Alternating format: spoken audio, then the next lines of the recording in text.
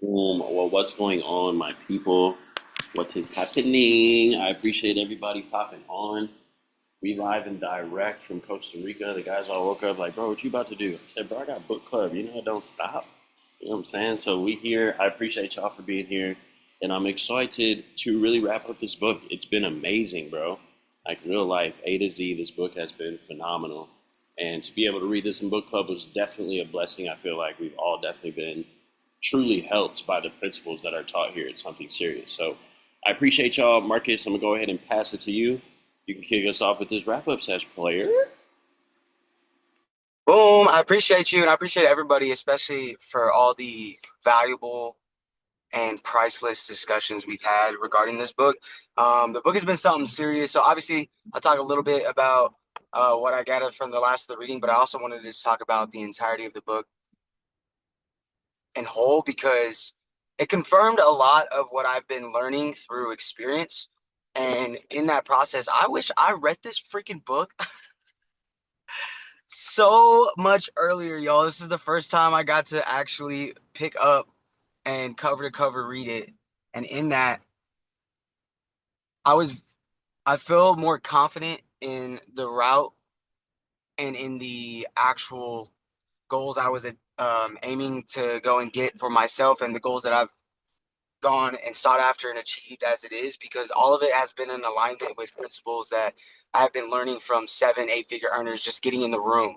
And I think like what I wanted to tie it with in terms of, I'm so upset that I'm gonna be busy. I'm gonna have a headphone in listening in because I want to be able to like tune in as much as I can. But if it ends up kicking me out because of the signal where I'm going, I apologize. But I'm gonna make sure I catch a recording just because the value of what was written in terms of how wisdom is passed down. I think at the very end he says, "Wisdom, the wisdom of Babylon endures, even though the city was deserted and overtaken." I think it was like what they say 500 years before Christ was born, I believe. Also driving. So yeah, 540 years before Christ was born. So like knowing that the key of the financial principles that were taught, right? They said that essentially Babylon was one of the first civilizations that created some sense of exchange for goods through a currency. So like they kind of embedded the concept of like the coins and the money in that regard in terms of ancient recordings of what this book was talking about. So like these principles that were taught in terms of gaining the wealth, scaling it, sustaining it, and operating as a wealthy individual. I just think it's a resounding, consistent, um, paralleled concept that it all starts with the mind. Like if you're constantly working on your development of your character and not just learning, but applying what you learn, you will progress. And then in the progression, you will be able to actually go and do more, have more, experience more, because you're literally implementing new habits and new thought processes, um, like literal neurological pathways that are being formed with electrical signals in your brain that are helping you rewire the reality that you experience. And I think it's just extremely powerful, y'all. Like I think one of the biggest things that I'm taking away from this book as we move forward is always being mindful of planning your money into investments where the money is going to work for you. Having seeds that develop a shade that might take years for that tree to break ground, grow, develop, and be large enough to enjoy the benefits from, even if you're not the one experiencing the shade and it's for legacies and generations to come. It was really cool. A friend of mine called up on me. Y'all guys know Kayla Baylor.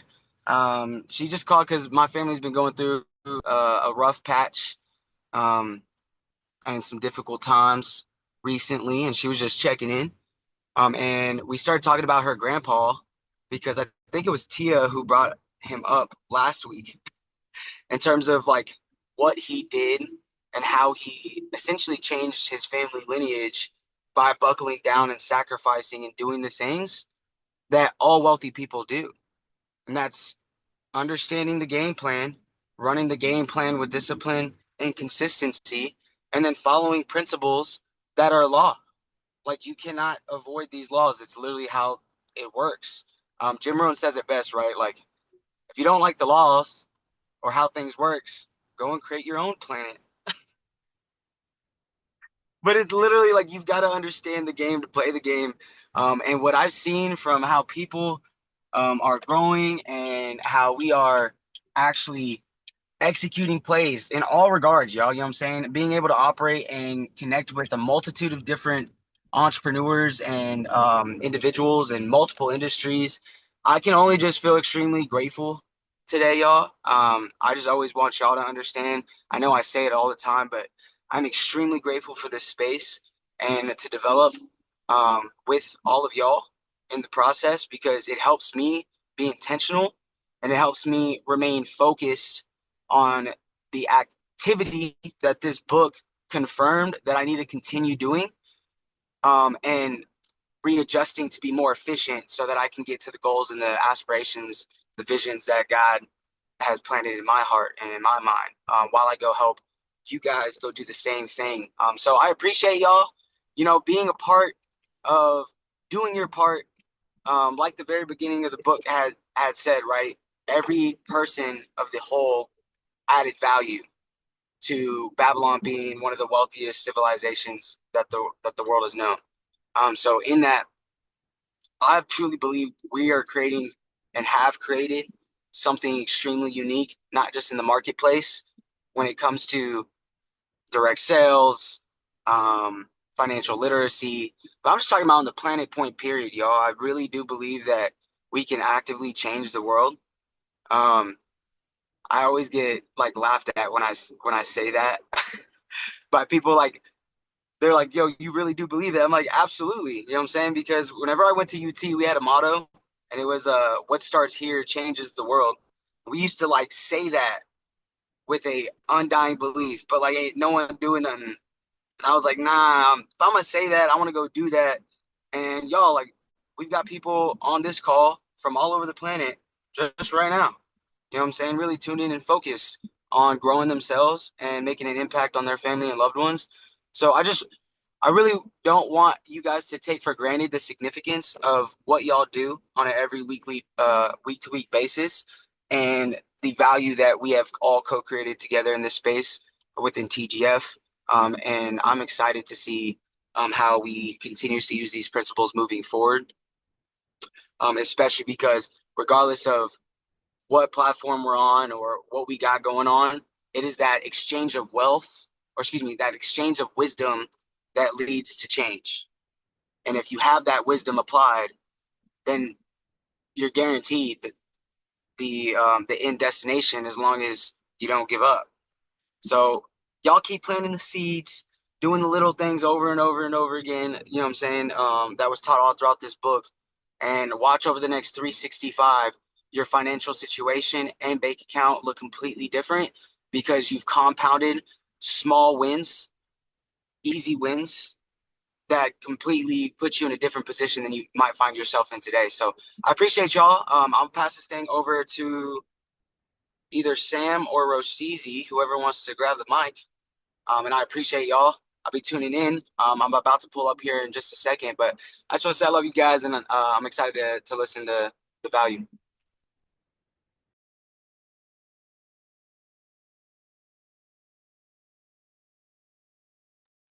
What's up, family? Can y'all hear me? I'm outside right now. Yeah. You're good. I appreciate it. I appreciate that take for the Yes, sir. So always starting from gratitude and always remember to show to give flowers and appreciate where we are and our positioning. You always gotta look down and at your feet and be present where you are. So it's always a great reminder as many times as you said we've heard you say it. It's always a great reminder. So I have my notes here. It's pretty hard to see. Let's see what we got. There's a lot going on. So going to chapter 10, I mean, it's talking about the luckiest man in Babylon. And he was talking about Sharu Nada. a man who was enslaved, just working, working, working in the trenches. I don't know if that resonates with any of y'all, but it definitely resonated with me. So, and just knowing that he climbed out of his situation, not with luck or chance or hope, but with the mindset.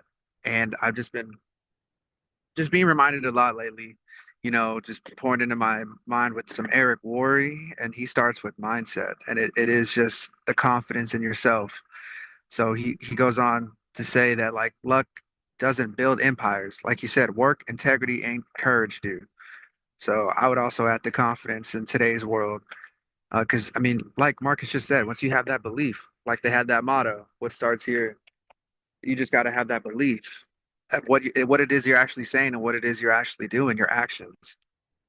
And so what I gathered from it was, you can't wait for luck. You can't wait for the Eric Worre says you can't wait for the comp plan to fix you. Like you have to. It's not just going to happen. Abundance just doesn't happen. I remember saying on book club, like just falling in line with God's word just doesn't happen. It takes intentional work. Um, and like you said, it was the work, the discipline, and the mindset, also with the integrity and the courage. So all of these are intentional words that create intentional actions, all starting from intentional thoughts. And just to go into, I guess, chapter 11, I mean, he really zooms out because it's the final chapter of the book, right? And it's just zooms out and tells you that that Babylon, once was nothing, and it became the richest city on earth, all because they respected wisdom, they had systems, proven systems, and they just honored their discipline. They honored what they were doing, had true empowerment through that. And even thousands of years later, as we read this book and learn that the principles are still apply. And Marcus said it, there it is. You could read this book from cover to cover, and you could listen to the audios. You could listen to this book club as provided, the space through TGF. Um, but it's not until you start applying what it is you're learning, what it is you read, what it is you believe. Like like Marcus said again, like everyone at UT would say that. That's their motto. But it wasn't until you start applying what you believe and understanding that true wealth is not just in what you have, it's in what you know and what you apply. So I mean, I just encourage everyone, as we continue pouring into ourselves and showing up on the daily, showing up consistently, knowing that we don't see consistency, we see the results out of fruition of our actions. Just encourage everyone to just, create, not hope, and really, most of all, to move and not wait. Wait until luck happens because you'll be waiting forever. You'll be waiting for the perfect time forever. So we just know that we create it. We are energy and we create it. So that's really what I got from this book, yo. I believe, oh, Rochelle is out, so I can't even popcorn her. Let me see, Stasia, you available? Appreciate y'all as always. And I hope y'all could hear me. I was outside. Yeah, we heard you fine, bro. At least I did. Nice. Yeah. I'm just sitting here listening in, chilling. I actually have to hop out. I have a meeting at 9:15. Love the vibes. I'll see you guys next week.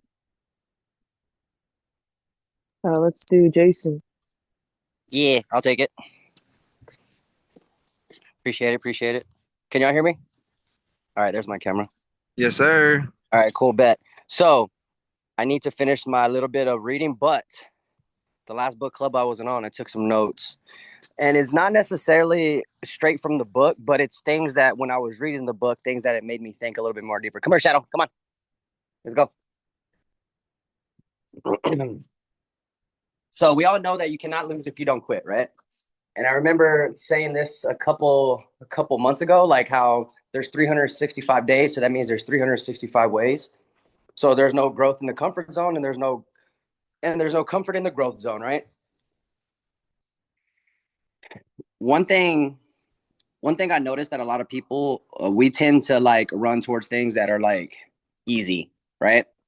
So even if you fail, this is what I noticed: the bravery you get to try again is priceless. Confidence is arrogance tempted by failure. Think about that.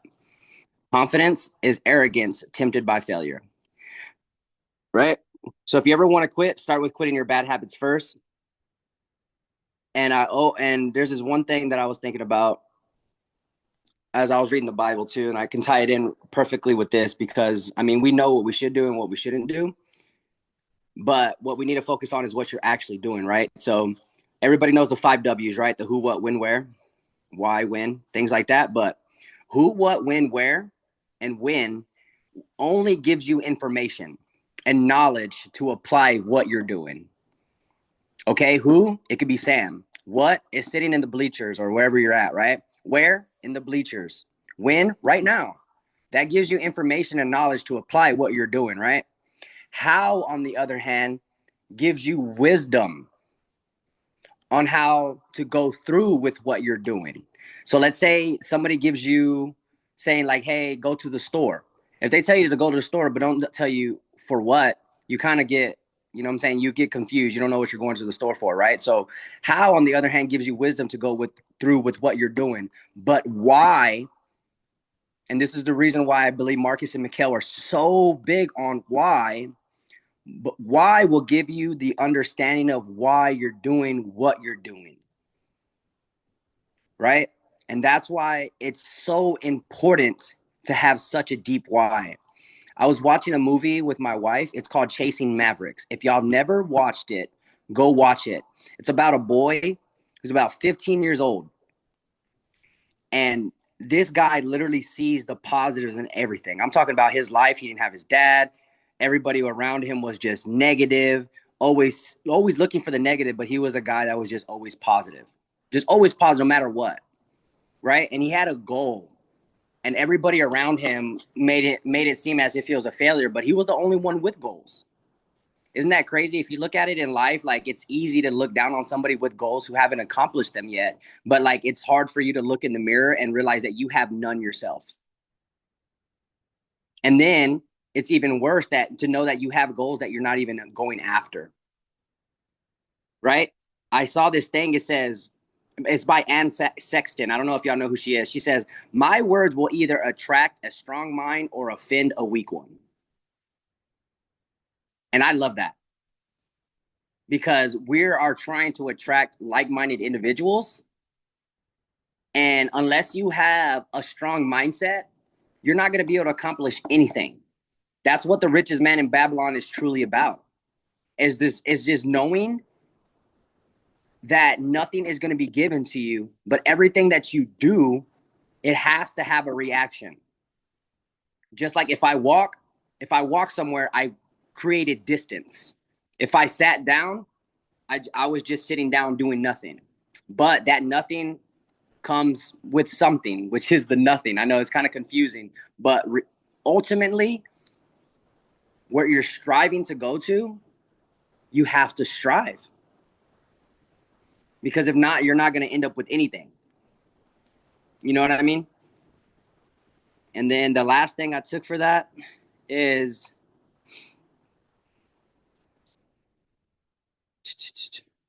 let me see. All information is good information, whether how you take it or not, because it's the knowing of the information that allows you to make an educated decision. But you have to make a decision. Examples would be if you hear great news, it now has an impact on your day. Same with the effect of hearing bad news, is just the opposite. Now that you have that information, it's almost as if you want to express it, whether it be good or bad. So remember that you have the power to always choose how you're going to react to a situation. And I'm taking this with to my chest because there's a lot of things just this week that like put me on tilt. And I reacted in a good way, even though I was mad, even though I was things, because the little things are going to keep you from attacking your goals. Like I would get frustrated because I didn't know how to use certain things, but yet I'm still going to make those videos because I got to post things. I got to reach out to people. I still got to, you know what I'm saying? We have goals. So that's what I've taken so far from this. I still got to read the last chapter. So that's probably why I'm a little soft, but I'm going to definitely do that. I got to head out to San Marcos here in a bit. I think it's just you, Mikhail, right? I think you're the last one that needs to go. Hey, I love you guys. I gotta go. I'm about to talk. I'll hop back on in a minute. My wife, kids, and parents are all on the same FaceTime at the same time too. I was turning them down, listening to you. I'm like, all right. But what's going on, y'all? One, that was bars, bro. Golden. I appreciate you for the value right there. Everybody was. What's dope is like these last two chapters, they really just wrapped up the book in a very short, simple, and sweet way, to the point where it was like one, the last chapter wasn't, it really took a whole break away from storytelling, and it just went into the history of Babylon, which Sam broke down amazingly as well. Shout out Sam. And then from there, when it comes to chapter 10, like when she's telling that story, the main thing that it was reminding me of as I was reading it, Sharo, or whatever her name was, Sharu, it's literally the same as our COD story and the other guy's story. It's like they were doing okay, and then they weren't doing that great. They went into slavery, hard work, intelligence, integrity, initiative. They got out of their situation. It's literally the same thing. And so it reminds me of something I heard from a mentor 12 years ago when I first got started in this industry. He goes, bro, be an ace. Okay, first and foremost, be an ace. You are the only person that is in your right team and left team. Period. Nobody's going to do it for you. Be an ace. And then he said, do you know what ACE stands for? ACE stands for action cures everything. And that's essentially what this book is talking about. Like if you literally just change your perception on the work, if you change your perception, no way that's what these little things are.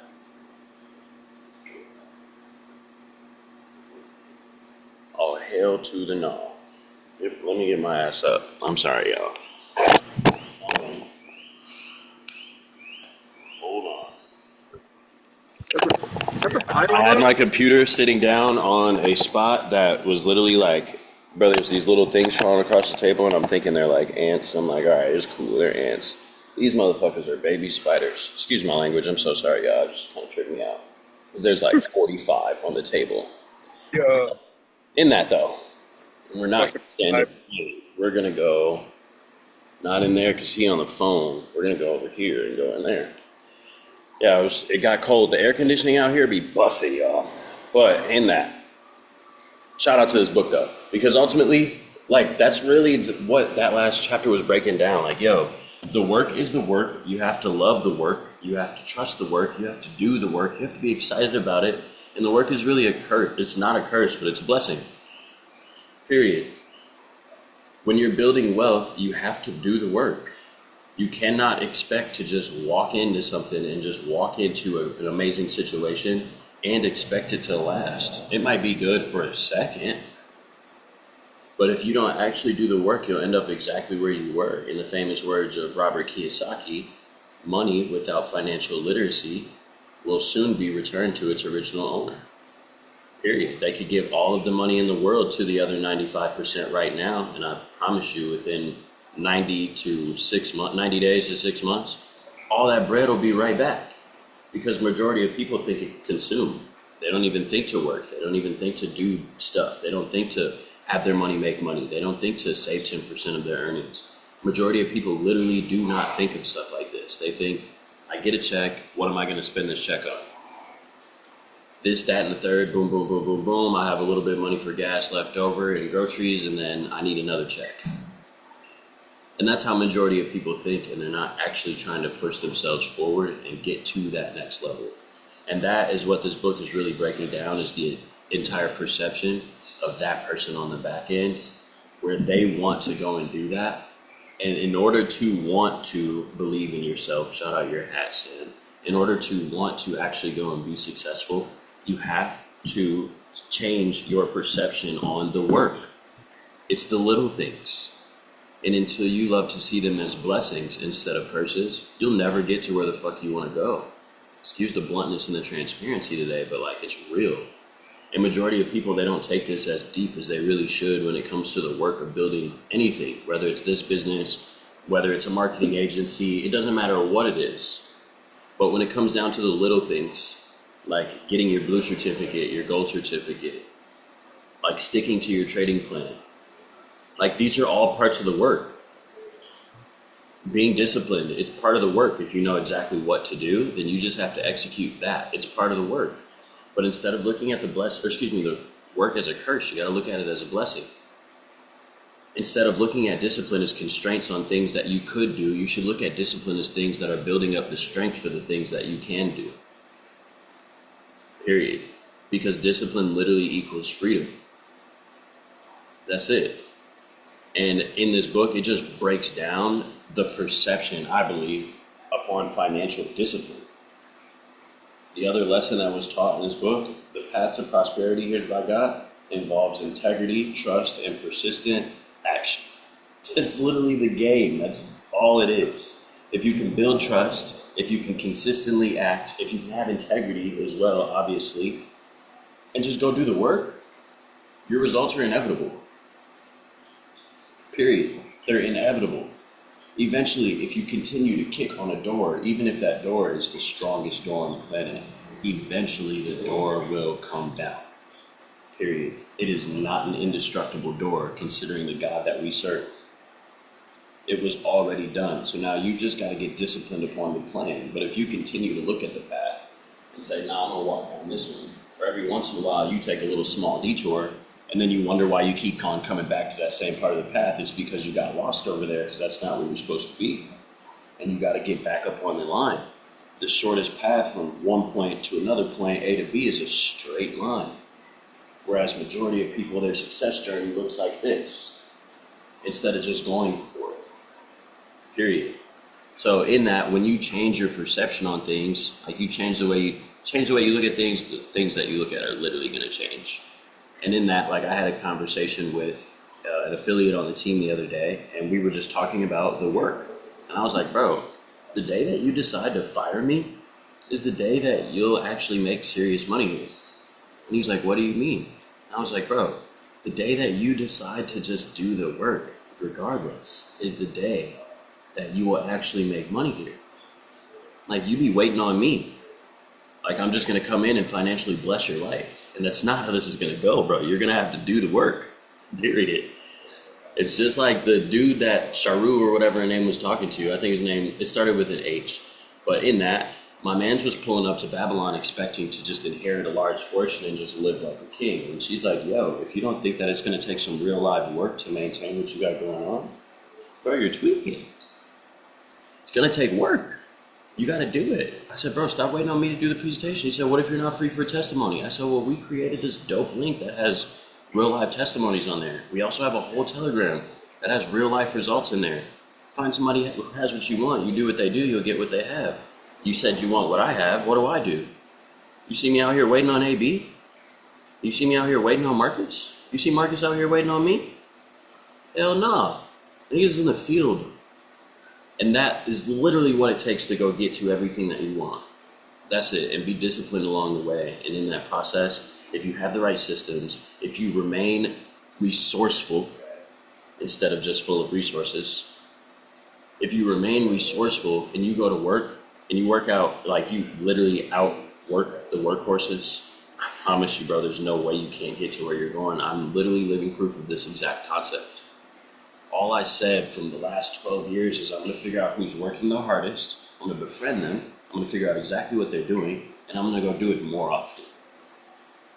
Hence the reason why we're out in Costa Rica and I've been call on Zooms. Niggas literally getting mad at me the other day. Like, bro, if you don't get your ass off the phone, I'm like, bro, I'm sorry. Perfect opportunity. I ain't got no kids around, bro. This is great. I ain't got no distractions. Let's get to work. But real life, y'all, like, this is that season. And in our lives, I think that this book was right on time to really help, especially like the runners and the two people I'm talking to on this call right now who are live and direct, and everybody who chooses to actually watch the recording. Like, bro, the next level is here. The opportunity is here. The systems are done. The resources are complete. We've got to become resourceful, which we already have been this entire journey, and we've got to get extremely disciplined and go do the work more than anybody else. We've got to go do the small things more than anybody else. We've got to go do the big things more than anybody else. And what will happen is you will look up and be on stage come October in Atlanta, walking for a rank, more than likely getting a significant award as well. and having financially changed your entire generation. Your entire situation will look completely different in the next 6 months if you really just decide to lock in. Like real life, just lock in. It's 6 whole months, bro. Your life can change in 30 days. It's been 60 days and everything is different. So in that, as we continue on and we continue to build on this foundation and maintain and advance the momentum that we've already created, it's literally just time for us as leaders to go do the work more than anybody else. And as we go do that, I promise. And here's what I want to also say, just like how Jason was talking about, how you do anything is how you do everything. So even when it comes to solving our personal life problems, action cures everything. Period. Inaction just kills everything. That's all it is. Action cures, inaction kills. Okay, that's all it is. Period. You need to have a conversation with your wife, have a conversation with your wife. You need to have a conversation with your boys, have a conversation with your boys. You need to actually send out some messages, send out some messages. You need to get on some calls, get on some calls. It's literally a decision and it's a perception. And if you perceive it as a blessing instead of a curse, I promise you God will allow you to experience it. But that's really what it takes, y'all. There's little parts when it comes to the perception of everything that we're doing here. And it's literally how you think about things that changes everything, because it's the same 24 hours. It's the same oxygen. It's the same opportunity. Literally, your mind is the only fucking variable between you and somebody who's doing 7 figures doing what you want to do. Period. So you've got to go figure out the resources. You got to get disciplined. You got to change your mind so you can change your life.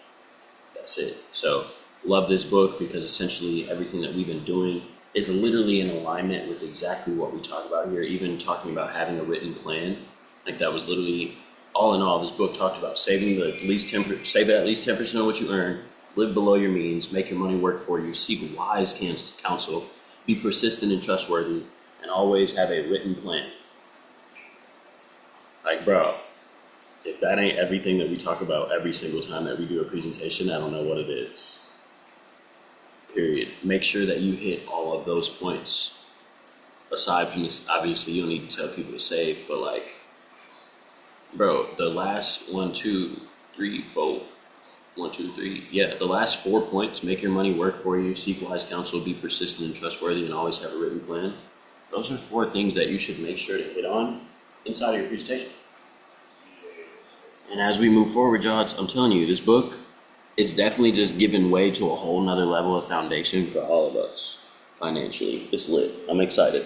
So I'm gonna quit babbling because I'm getting too excited, you know what I'm saying? I'm gonna go crazy. T, if you have anything that you'd like to add, you definitely can. I just got here. I know. I don't know. We just ended. It's okay, babe.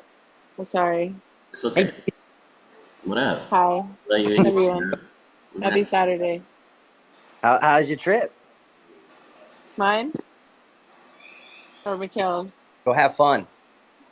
Oh, she's not out here, bro. I don't know if you knew that. I'm in Minnesota with these little I'm on a guy's children. trip. Have fun there too.